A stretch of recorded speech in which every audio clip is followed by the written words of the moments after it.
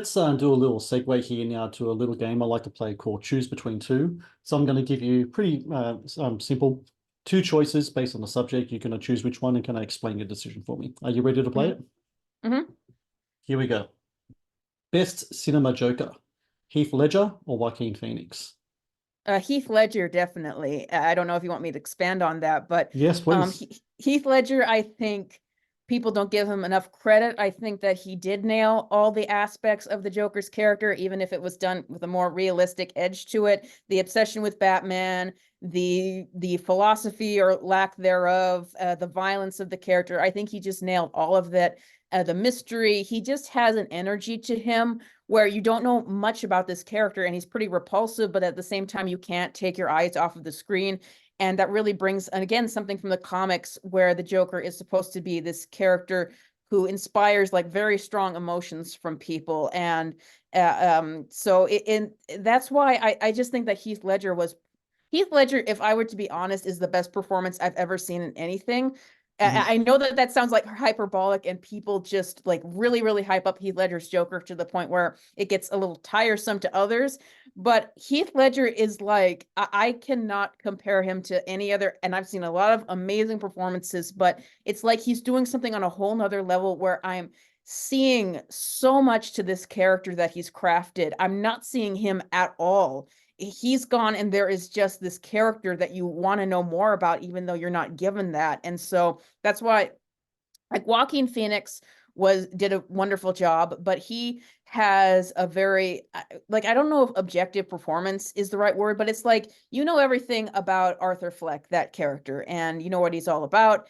But it's like Heath Ledger is like you constantly know there's more. You constantly want to watch him and just to get like all the little ticks and all the little things he does and discuss this character. So that's why Heath Ledger, I think, is the best Joker.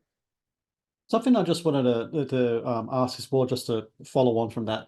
The first Joker that I saw the first Batman in cinemas when it came out, the Tim Burton Batman with Jack Nicholson, and that was the first time I was kind of introduced to that character. So for myself and a lot of people in our generation, we have really fond memories of that Jack Nicholson. As the years have progressed and other generations have watched Heath Ledger do his thing and Joaquin Phoenix do his thing, I think a lot of people, especially of younger generations, such as yourself, might look at the Jack Nicholson thing as more of a kind of like Jack Nicholson being Jack Nicholson, not so much a Yeah. performance as so much a reflection of his own personality. Is that something that you think of when you see that Joker performance from Jack Nicholson?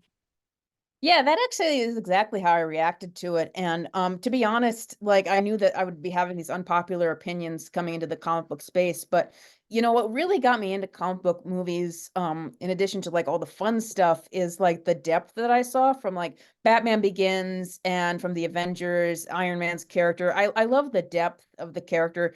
I actually don't get that really watching the Christopher Reeve Superman or the Batman movies from Tim Burton because I feel like they were looking at it through more the perspective of like the golden age comic books and like Mm. the comic book characters as icons more than like these three-dimensional characters, if that makes any sense. And so I think that it would have been different for people watching Jack Nicholson because there were very, very different Joker voices back then. And I think that it would be different for them coming in and just watching Jack Nicholson play the Joker. I think that he probably seemed like an obvious choice Yeah. because I watch like Jack Torrance in The Shining, and he's got Joker in him, and so you Mm. can't deny that. That even just Jack Nicholson doing his thing is very much the Joker. But then we had Mark Hamill after that, who really really defined the character, and so we had like I even can see some of Mark Hamill in how the sort of tenor in Heath Ledger's voice. So we just had very, very different versions of the Joker after that were defined by more high-pitched clowny voice, and Jack Nicholson's voice is very deep. So there were just various things that I think really changed the iconography of the character and why younger people like me might look back and not really be into his version. So I guess that's my answer to that question. Next one. Sticking with superhero movies. Now we both know where the DCEU and the MCU is at right now, very much at a low ebb crossroads situation. So for my next question, which do you think has the more promising cinematic future? The DCEU under James Gunn or the next phase of the MCU? That is a tough question because I'm not really sure what the next phase of the MCU is. Because, like, I know that they have a Captain America 4 film that is really messed up and that they're going to try to piece together.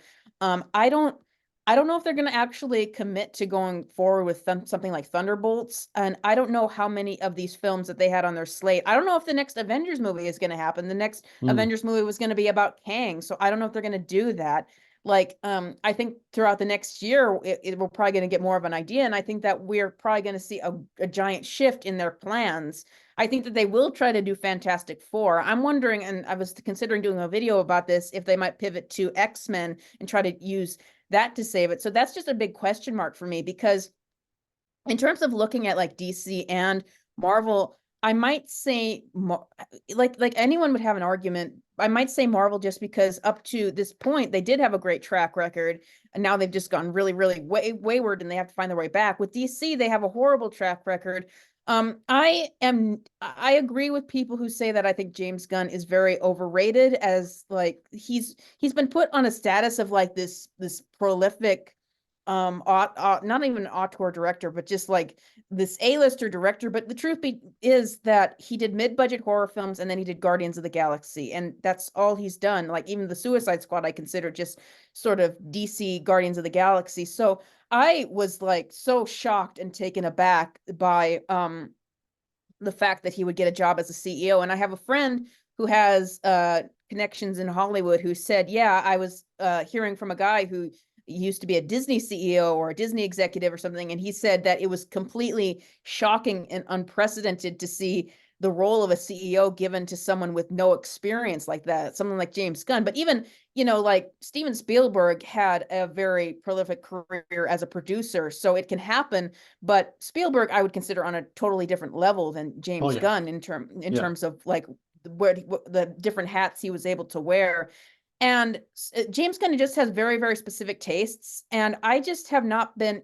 I'm willing to see, like, I'm curious enough to see what Superman Legacy is, and like getting a traditional Superman movie. But beyond that, it's like I don't like what he's doing with Batman. Right now it looks like we might actually be canceling the Batman universe, except for the Penguin, which is already in production. There is evidence to suggest that the Batman 2 will not happen. They don't even have a Mm, script yet. All of his plans apart from Superman Legacy is what he's always done. It's always D-list characters and obscure storylines, and like Swamp Thing, Booster Gold, or a Supergirl movie, but it's going to be from a Tom King comic, which is a very controversial writer. We've got writers who working at DC now who were not helping it before, like Christina Hodson, who did Birds of Prey, Batgirl, who had a lot of behind the scenes stuff, The Flash. It's like I don't really see actual change, and something that really frustrates me with James Gunn, and I think has actually dampened my faith in him, is he's like constantly defending himself to people online. And I'm like, let your work, I think that if you're a CEO, you should be more professional. You should not like, say what you will about Kevin Feige or Bob Iger, but they are not sitting on Twitter arguing with people and mm, trying to like dunk on people. And I just think that it's very unprofessional for James Gunn to do that. And it's created a lot of distrust because he loves to hide in like half truths and the minutia of words, and like saying things like, I did not boot Gal, Wonder Woman, obviously, but she's not coming back. So, or that he did not fire Henry Cavill, he just was never hired. And I'm not even a mm, person who really had a stake in Henry Cavill Superman, but I'm just saying that he is constantly hiding in these words. Even the Batman 2 part 2 thing seems like him, just doing a bait and switch, saying that they're going to make something and then potentially not even making it. And like I will say that I think that he is responsible for the past 4 films that flopped this year, because he came out and said that they didn't matter, and that mm. definitely had something to do with it. And so it's like we are seeing some of his work as a CEO. And so even if like Superman Legacy happens to turn out, I'm like, I still don't have any faith in this future that he's got planned. And if that movie is successful, that seems like the future we're going to get. So I almost want to say I have more faith in Marvel right now, because they do have a track record of some success. It's just that they've gotten really, really, really off track. Like, I think that if they completely cleaned house and started fresh with some X-Men stuff and made that really good, then they could get that. But with DC, I'm wondering if them hiring James Gunn is just a more of their crazy shenanigans where they can't get anything right. Yeah, it's in yeah, no, and not speaking about the whole James Gunn Twitter thing, it seems like a lot of insecurity as well, which is what you don't want, right? You want someone to Yeah. be on top of their game. And I look, I am a fan of James Gunn stuff, but I was very surprised as well in regards to the whole situation, him taking control of the DCEU. But I guess, as I say, the Mhm. future, we're going to find out. The future's going to tell us what's going to happen. Next Mhm. one, streaming or physical media? I think that there's definitely a benefit to streaming. It's very convenient to have a lot of things there, but I'm a physical media person. I don't like it when I want to watch a movie and it'll be gone. Even entire shows will just be gone randomly. I like to feel like I have something. I don't like it when for example, I was finally giving a chance to The Notebook because that's a like I'm like, okay, people say it's cheesy, people say it's good. I'm gonna just give it a chance. And I didn't like the ending because I'm like, wasn't there supposed to be a scene at the end? And they cut a scene from the end of the movie. I was watching this on Max.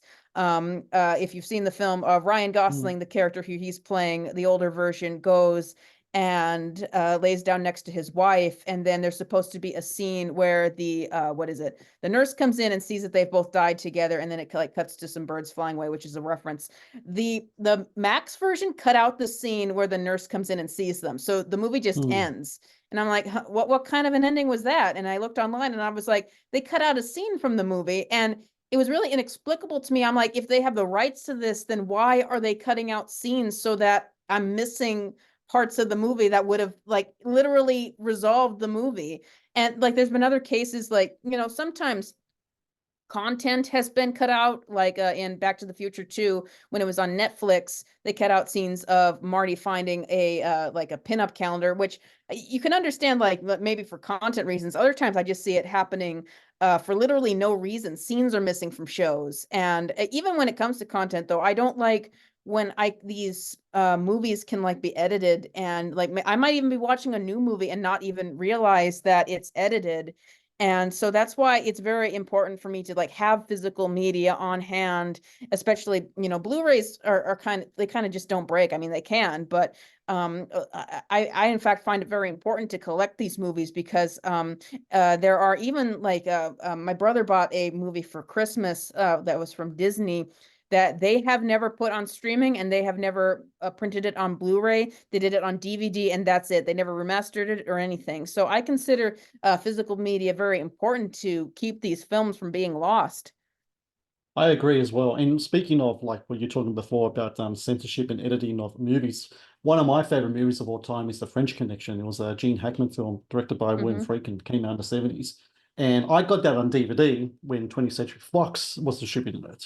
And now that Disney has the rights to it, they've actually like dubbed lines in the film. Like the main character that Gene Hackman plays is a racist in the movie. So he says some things, but they took that stuff out or they replaced it with different words, which just goes against what the character wrote and the screen and the guy who wrote the movie as well.